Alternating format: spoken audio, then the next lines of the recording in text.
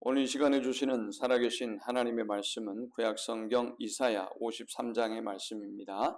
하나님 말씀 받을 때 다 함께 자리에 일어서서 한 목소리로 압도합니다. 제가 가진 성경으로 구약 1033면 이사야 53장 1절부터 6절까지의 말씀, 우리 한 목소리로 압도합니다. 우리가 전한 것을 누가 믿었느냐? 여호와의 팔이 누구에게 나타났느냐?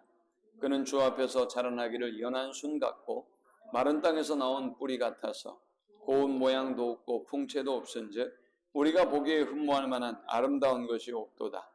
그는 멸시를 받아 사람에게 버림받았으며 간고를 많이 겪었으며 질고를 아는 자라. 마치 사람들이 그에게서 얼굴을 가리는 것 같이 멸시를 당하였고 우리도 그를 귀히 여기지 아니하였도다. 그는 실로 우리의 질고를 지고 우리의 슬픔을 당하였거늘 우리는 생각하기를 그는 징벌을 받아 하나님께 맞으며 고난을 당한다 하였노라. 그가 찔림은 우리의 허물 때문이요 그가 상함은 우리의 죄악 때문이라. 그가 징계를 받음으로 우리는 평안을 누리고 그가 채찍에 맞음으로 우리는 나음을 받았도다. 우리는 다 양 같아서 그릇 행하여 각기 제 길로 갔거늘 여호와께서는 우리 모두의 죄악을 그에게 담당시키셨도다. 아멘. 자리에 앉으시고 기도합니다. 주님, 이 시간 주님의 고난을 묵상하고 주님의 그 은혜와 사랑을 묵상하며 주 앞에 나아갑니다. 하나님, 십자가의 고난을 바라보며 그 죽음 같은 고난에도 불구하고 우리를 구원하기 위하여 올라가셨던 그 예루살렘의 입성을 생각하며 우리도 주님의 그 은혜 앞에 겸손히 우리 자신을 돌아보게 하시고 참으로 종료주일에 그 주님의 마음을 헤아릴 수 있는 시간이 되어지도록 인도하여 주옵소서. 주님의 고난을 깊이 묵상하고 우리의 믿음이 회복되고 하나님을 향한 사랑과 열정이 회복되고 사명이 회복되는 우리 모두가 되게 하여 주옵소서. 예수님의 이름으로 기도합니다. 아멘. 지난 3월 29일에 참 가슴 아픈 사연이 신문에 보도되었습니다. 삼성전자에 다니는 한 남자분이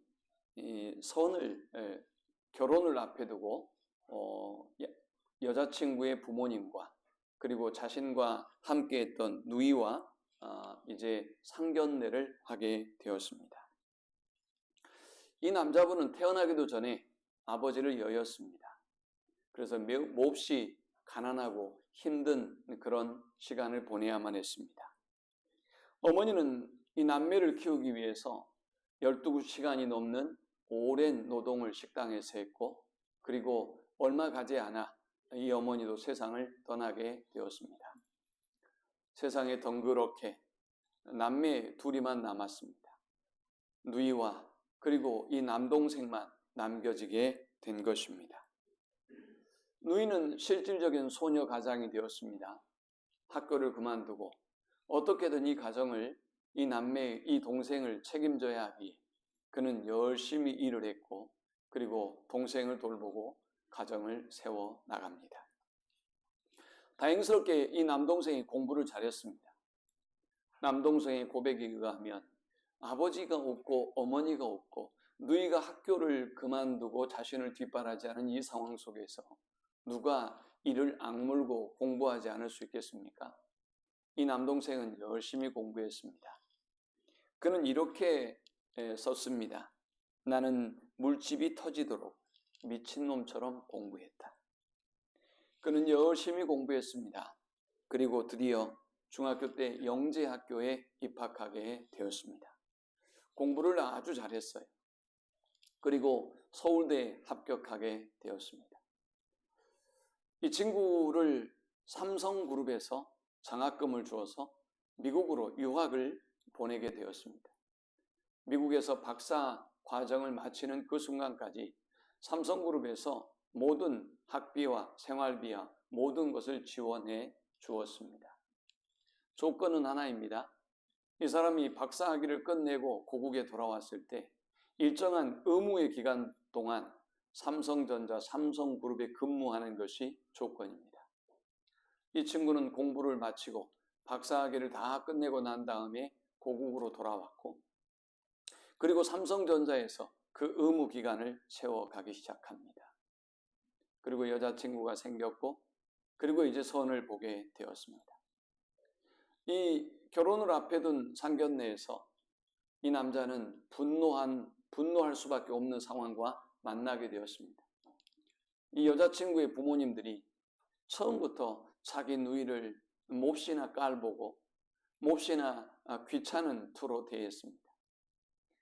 마치 이 두 사람의 부부에 누이가 큰 장애물이 되느냐, 몹시 누이가 함께하는 이 상황이 그들에게 마음에 들지 않았던지 시종일관 누이를 공격하고 못살게 굴었습니다. 이에 여자친구가 이 일을 잘 조정하면 될 텐데 이 여자친구가 다시 이 남자에게 묻습니다. 그래, 맞아. 당신은 언제까지 누이를 돌볼 거야? 라고 따졌습니다. 사실 이 남자가 미국에서 돌아와서 삼성전자에서 의무의 기간을 채울 때 그가 받은 모든 급여를 하나도 빠짐없이 누나에게 다 드렸다고 합니다. 그리고 이제 의무 기간이 다 끝나가는 것입니다.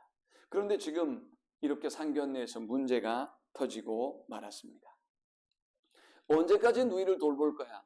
언제까지 누이를 돌봐야 되는데? 라는 말에 이 남자는 이렇게 이야기했습니다. 나는 내가 굶어 죽어도 나의 누이에게 나의 전 재산을 줄 수 있을 만큼 나의 누이는 되게 고맙고 소중한 존재이다. 여러분, 지금 우리가 살고 있는 이 세상에서 참 만나기 쉽지 않은, 참 들어보기 힘든 이야기가 아닐 수 없습니다. 이 사람들은 결국 그곳에서 크게 싸우고 파혼을 하게 되었고요. 이 남자분이 3월 29일에 이 상황을 경험하고 고아, 파혼당함이라는 주제로 게시글을 올렸고 이 게시글이 뉴스에 소개되게 되었습니다. 저는 다른 여러 가지 일들을 차지하고 이 남자분을 생각해 보았습니다.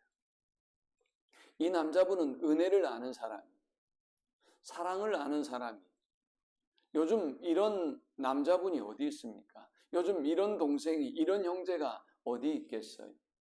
그만큼 했으면 됐지 않습니까? 그러나 그는 이야기합니다. 나는 내 생명이 다하더라도 나의 전 재산을 우리 누이에게 줄 수 있다. 그것은 그 누이에 대한 한없는 감사와 그리고 무한한 책임, 무한한 사명을 그가 이 사명의 의식을 가지고 있음을 보여주는 대목이죠. 저는 종료주의를 맞으면서 과연 우리 성도들의 생각은 어떠할까라는 생각을 해보았습니다. 여러분이 효도하려고 애를 쓰는 이유는 무엇입니까? 우리는 우리의 부모들이 우리를 위해서 이렇게 온갖 수고와 헌신을 한 것을 알고 있기에 우리가 그 은혜와 사랑을 다 갚을 길은 없지만 우리가 최선을 다해서 그분들의 사랑에 보답하려고 하는 것이죠. 부모들은 또 자식들이 섭섭하게 했을 때 왜 마음이 상하는 것입니까? 내가 너희들에게 어떻게 했는데, 내가 너희들을 위해서 어떤 헌신과 수고와 사랑을 베풀었는데 너희가 어떻게 나에게 이럴 수 있느냐라는 마음을 갖지요. 여러분이 하나님의 입장이라면 어떨까요? 하나님은 하나뿐인 외아들을 저와 여러분을 위하여 주셨습니다. 예수님은 우리를 구원하기 위해서 온갖 저주와 수욕과 모함과 공격과 무시를 당하면서 그 십자가의 고난을 담당하셨습니다. 자신의 외아들을 하나님은 주신 것입니다.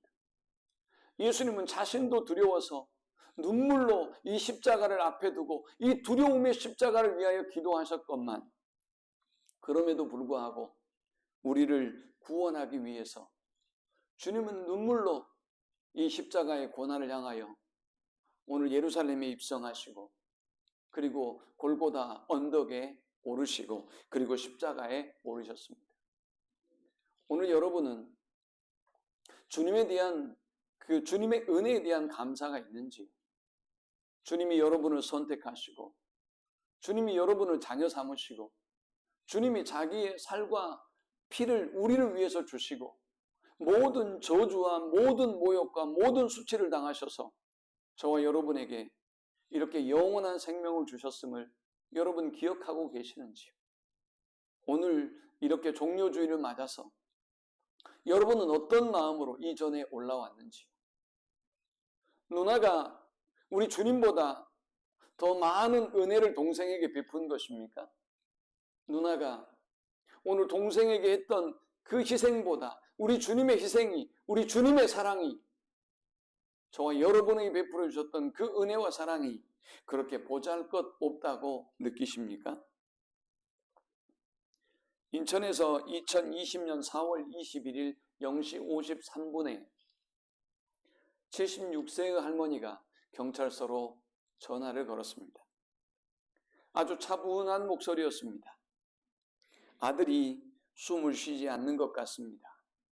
라는 신고였습니다. 경찰은 6분 만에 현장에 도착했습니다. 그리고 어떻게 된 겁니까? 라고 물어보니 아들은 쓰러져 있고 그리고 할머니는 자기가 자기 아들을 죽였다고 이야기했습니다. 현장범으로 어머니는 체포되었고 아들은 병원으로 그 0시 30분경에 옮겨졌지만 이 길 그 다음날 아침 9시에 죽었습니다.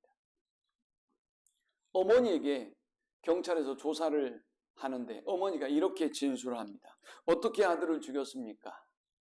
예, 냉장고에서 꺼낸 소주병을 거꾸로 집어들고 바닥에 앉아있는 아들의 머리를 내리쳤습니다. 그리고 수건으로 아들 머리를 닦는 척 하다가 이 아들의 목을 졸라 죽였습니다. 아들이 저항하지 않았습니까? 아들은 저항하지 않았습니다. 아들은 173cm에 102kg에 해당하는 몸이 좋은 아들이 비록 술 취해 있지만 머리를 소주병으로 내리치고 힘없는 노모가 수건으로 자신의 목을 조르는데 저항하지 않을 수가 없겠죠. 저항하지 않았습니까? 라고 물었습니다. 어머니가 이렇게 얘기합니다. 아들은 저항하지 않았습니다. 아들의 얼굴이 파랗게 질리는 걸 보면서 숨을 쉬지 않은 것 같아서 경찰에 신고한 것입니다. 경찰에 신고하고 이 할머니는 3분 내에 현장을 깨끗하게 치웠습니다. 재판이 벌어졌습니다. 결국 이 할머니는 무죄 판결을 받고 석방되었습니다. 도저히 판사들은 이 할머니가 아들을 죽였다는 것을 믿을 수 없다는 것입니다. 왜냐? 첫 번째 이유는 이 할머니가 아들을 죽인 사건을 재현해내지 못했습니다. 어떻게 아들을 죽였습니까? 병으로 어떻게 하신 거죠? 라고 하니까 이 할머니가 병을 들고 아들을 치려고 하는데 이렇게 사건을 재현하려고 하는데 이렇게 물어보는 것입니다. 어떻게 때려요? 라고 말이죠. 또 할머니에게 수건으로 목을 조였냐고 물어보니 조였다고 합니다. 해보세요 라고 했는데 이 할머니는 제대로 이 일을 해내지 못했습니다. 그리고 이 유리병의 파편이 어느 방향으로 튀었는지 어떻게 흩어져 있는지 이 할머니는 전혀 알지 못했고 그것을 재현해내거나 설명해내지 못했습니다. 또 한 가지는 딸의 진술이 여러 가지로 왔다 갔다 하고 있었습니다. 딸은 그날 밤 그 자리에 있었습니다. 오빠와 말다툼을 하다가 딸은 아이들을 데리고 수원에 있는 자기 남편을 향해서 먼저 출발했다고 이야기했습니다. 그런데 그런 때도 있었습니까? 새벽에 딸이 왔다가 남편에게로 다시 돌아간 적이 있습니까? 그런 일이 없었다는 거예요. 그런데 그날 그렇게 했다는 것입니다. 도저히 믿을 수가 없는 진술을 하고 계속해서 설명이 바뀌었습니다. 그녀에게 이렇게 물었습니다. 오빠가 왜 엄마에게 저항하지 않았다고 생각하십니까? 죽을 짓을 했기 때문이지요. 라고 말합니다. 엄마에게 왜 아들을 죽였습니까? 라고 물어보니까 엄마는 이야기합니다. 얘가 하도 술을 좋아하고 자꾸 술 먹는 것 때문에 지네 누이하고 싸우고 그리고 집안을 시끄럽게 하고 해코지해서 그래서 죽였습니다. 라고 말했습니다. 결국 이 할머니는 무죄로 석방이 되었고 2022년 10월 경찰은 다시 이 사건을 재조사하기로 최종 결정합니다. 우리 모두가 생각하건대 아마도 이 할머니가 아들을 죽이지는 않았을 것 같습니다. 아니, 죽일 수 없을 것 같습니다. 아니, 누가 어떻게 했는지 우리는 보지 않았기 때문에 잘 모릅니다. 하지만 말이죠, 우리는 여기에서 어머니의 마음을 읽을 수 있습니다. 자기가 할 수 없는 일을, 그 고구의 아들을 자신이 죽였다고 이야기하는, 그리고 딸과 우리 가정의 평안함을 위해서, 남겨진 가족들을 위해서 아들을 죽였다고 말하는 그 어머니의 마음을 우리는 읽을 수 있습니다. 사랑하는 여러분, 이것이 부모의 마음 아니겠습니까? 사랑하는 여러분, 이것이 우리 주님이 이 땅에 영원히 죽을 수밖에 없는, 영원히 정죄와 하나님의 심판 아래 매일 수밖에 없는 우리를 위해서 이 땅에 오신 이유일 것입니다. 오늘 본문은 주님이 이 땅에 왜 오셔야만 했는지를 세 가지로 설명하고 있습니다. 먼저 주님은 우리를 죄에서 구원하기 위해서 이 땅에 오셨습니다. 오늘 본문 6절에 보면 우리는 다 양 같아서 그릇 행하여 각기 제 길로 갔거늘 여호와께서는 우리 모두의 죄악을 그에게 담당시키셨도다 했습니다. 주님은 저와 여러분이 영원한 심판에, 영원한 지옥의 형벌에 처할 수밖에 없는 상황임을 아시고 우리를 구원하기 위하여 이 땅에 오신 것입니다. 저와 여러분이 넘어지고 쓰러지고 또 날마다 죄 가운데 넘어져서 늘 정죄감에 빠져 있고 늘 죄로 인하여 고통받고 있는 모습을 보면서 주님은 우리의 모든 죄를 사하기 위해서 이 땅에 오셨다라는 것입니다. 로마서 6장 23절은 말씀합니다. 죄의 싹은 사망이요 하나님의 은사는 그리스도 예수 우리 주 안에 있는 영생이니라. 우리의 죄는 우리를 두 번의 죽음에 이르게 만들고 영원한 지옥의 형벌을 받을 수밖에 없는 사람이 되었지만, 그러나 하나님은 그런 우리를 버리지 아니하시고 그런 우리를 구원하기 위해서 예수 그리스도를 이 땅에 보내주셨습니다. 요한복음 3장 16절은 하나님이 얼마나 우리를 사랑하시는지 말씀합니다. 하나님이 세상을 이처럼 사랑하사 독생자를 주셨으니 이는 저를 믿는 자마다 멸망치 않고 영생을 얻게 하려 하십니다. 주님은 이렇게 우리의 모든 죄를 담당하기 위해서 이 땅에 오신 것입니다. 베드로 사도는 우리의 죄를 담당하신 예수님의 고통에 대해서 이렇게 소개합니다. 친히 나무에 달리셨고 몸으로 우리의 죄를 담당하셨으니 이는 우리로 죄에 대하여 죽고 의에 대하여 살게 하려 하십니다. 예수님이 십자가에 못 박혀 돌아가신 이유는 우리의 모든 죄를 죽이기 위해서라는 것입니다. 죄인된 우리의 몸이 죽고 이제 의의 몸으로 거듭나게 하기 위해서 주님이 이 땅에 오시고 십자가의 고난을 짊어지셨다는 것입니다.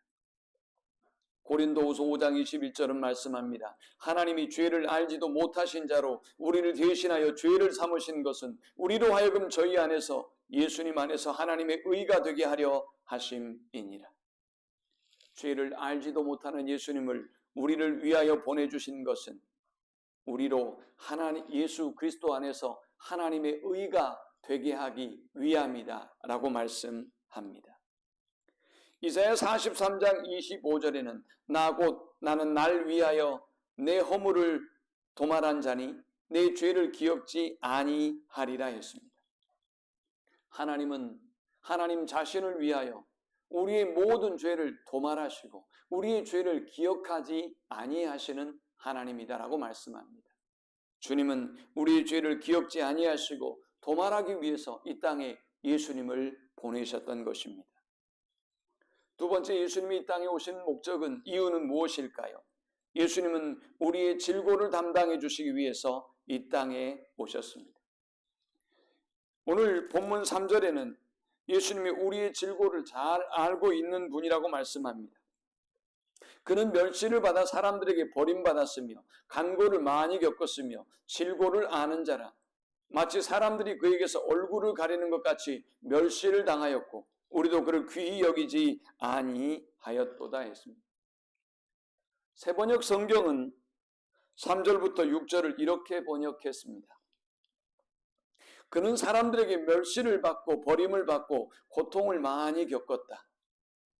그는 언제나 병을 앓고 있었다. 사람들이 그에게서 얼굴을 돌렸고 그가 멸시를 받으니 우리도 덩달아 그를 귀하게 여기지 않았다. 그는 실로 우리가 받아야 될 고통을 대신 받고 우리가 겪어야 할 슬픔을 대신 겪었다. 그러나 우리는 그가 징벌을 받아서 하나님에게 맞으며 고난을 받는다고 생각하였다. 그러나 그가 찔린 것은 우리의 허물 때문이고 그가 상처를 받은 것은 우리의 악함 때문이다. 그가 징계를 받음으로써 우리가 평안을 누리고 그가 매를 맞음으로써 우리의 병이 나았다. 사랑하는 여러분, 세상이 그리스도를 향하여 마땅히 죽을 자로, 교만한 자로, 스스로 하나님의 아들이라고 외치는 자이기 때문에 마땅히 저주와 정죄와 심판을 받을 자로 여긴다고 해서 오늘 여러분도 그렇게 여기고 있지는 않습니까? 죽을 사람이 죽었다라고 생각하지는 않습니까? 마땅히 멸시당할 사람이, 마땅히 모욕과 수치와 모함을 당할 사람이 그런 수치와 모욕과 모함을 당하고 있다고 여러분 그렇게 여기고 있지는 않습니까? 주님은 우리의 모든 질고를 담당해 주기 위해서 이 땅에 낮고 천한 모습으로 오셨습니다. 4절에 그는 실로 우리의 질고를 지고 우리의 슬픔을 당하였거늘 우리는 생각하기를 그는 징벌을 받아 하나님께 맞으며 고난을 당한다 하였노라. 마땅히 맞아야 될 분이라고 생각하고 있지는 않습니까? 마땅히 죽어야 할 분이 죽었다고 생각하지는 않습니까? 여기 질고는 질병의 고통을 의미합니다. 주님은 지금 우리가 짊어지고 있는 모든 질고를, 모든 질병의 고통을, 인생의 모든 고통을 담당해 주기 위해서 이 땅에 오신 것입니다. 오늘 그 어머니처럼 누군가 잘못한 그 일을 자신이 대신 져야 되겠다는 마음으로 주님이 이 땅에 오셔서 우리에게 그 은혜와 사랑을 베풀어 주신 것입니다. 사랑하는 여러분, 세상을 살아가면서 이런 사랑을 들어본 적이 있습니까? 여러분이 이런 사랑을 받아본 적이 있으신가요? 오늘 주님이 오신 목적은 나의 모든 질병과 나의 모든 고통을 담당해 주시고 내게 평화를 주기 위해서, 내게 자유를 주기 위해서, 나에게 행복을 주기 위해서 오셨음을 기억하고 그 은혜 앞에 겸손하고 감사하는 우리 모두가 될 수 있기를 축원합니다. 마지막 세 번째, 주님은 우리의 슬픔을 담당하기 위해서 이 땅에 오셨습니다. 4절에 그는 실로 우리의 질고를 지고 우리의 슬픔을 당하였거늘 했습니다. 하나님은 아름다운 에덴 동산을 만드시고 세상을 창조하시고 우리에게 주셨습니다. 우리는 이 모든 것을 누릴 수 있는 존재가 되었습니다. 우리가 하나님 안에 살아갈 때 우리는 가장 행복한 삶을 살 수 있는 존재가 된 것입니다. 그러나 인간의 죄는 이 모든 행복을, 이 모든 축복을 다 파괴하고 말았습니다. 이제 인간의 죄는 인간의 삶의 고통과 슬픔을 가져다 주었습니다. 아담의 죄로 말미암아서 이제 인간은 실패하는 존재가 되었습니다. 최초의 실패자 아담으로 인해서 우리는 인생의 수많은 실패와 수많은 고통을 맛보아야만 합니다. 우리는 첫 아담의 실패로 말미암아서 이 땅의 모든 고통과 아픔을 짊어지고 살아야 되는 그런 루저, 그런 실패자가 되었습니다. 마태복음 27장 28절은 이렇게 말씀합니다. 그의 옷을 벗기고 흉포를 입히며 가시면류관을 엮어 그의 머리에 씌우고 갈대를 그 오른손에 들리고 그 앞에서 무릎을 꿇고 희롱하여 가로되 유대인의 왕이여 평안할지어다 하며 그에게 침 뱉고 갈대를 꿰어서 그의 머리를 치더라 했습니다. 아담의 실패로 말미암아 인간에게 질고가 찾아왔고 슬픔이 찾아왔습니다. 주님은 이렇게 슬픔과 질고 아래 살아가야 될 인생을 그냥 두지 않으셨습니다. 신이 이 땅에 오셨습니다. 신이 수치와 모욕을 루저인 실패자인 아담 대신 우리 대신 당하여 주셨습니다. 사람들은 신인 그리스도의 옷을 벗겼습니다. 사람들은 그에게 가시관을 씌우고 조롱했습니다. 너가 자칭 유대인의 왕이냐? 라고 조롱합니다. 사람들은 예수를 모욕하기 위하여 그 앞에 무릎을 꿇고 희롱했습니다. 유대인의 왕이여 평안할지어다. 예수님 앞에서 침을 뱉고 갈대를 꿰어서 그의 머리를 툭툭 쳤습니다.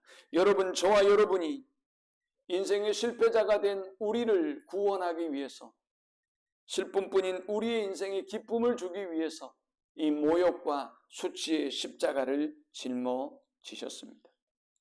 오늘 5절 6절은 말씀합니다. 그가 찔림은 우리의 허물 때문이요 그가 상함은 우리의 죄악 때문이라. 그가 징계를 받음으로 우리는 평화를 누리고 그가 채찍에 맞음으로 우리는 나음을 받았도다. 우리는 다 양 같아서 그릇 행하여 각기 제 길로 갔거늘 여호와께서는 우리 모두의 죄악을 그에게 담당시키셨도다.